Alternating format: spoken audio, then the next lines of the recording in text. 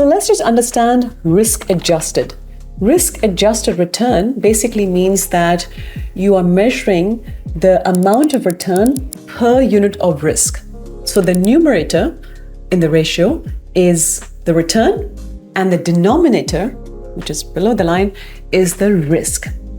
That's the basic concept of risk-adjusted returns. Now let's look at relative returns. And even there are two measures.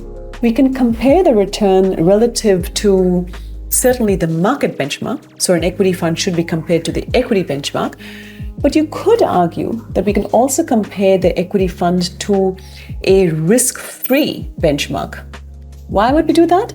Well, there are some investors where they would argue that I'm getting X% in the bank risk-free, or something like the bank fixed-term deposits. So why would I want to invest in an equity fund? And that's a fair question. So not only do we want to compare the fund return to an equity benchmark, we also want to compare an equity fund return to a risk-free rate. So let's start with the risk-free rate measure. The ratio is called Sharpe ratio, invented by a guy called William Sharpe, so it's named after him. So what we're doing is risk adjusting the return. So first we calculate the return, so the fund return minus the risk-free return. So what's the excess return that the fund has delivered compared to the risk-free rate? Now the risk-free rate in most markets is the government bond yield.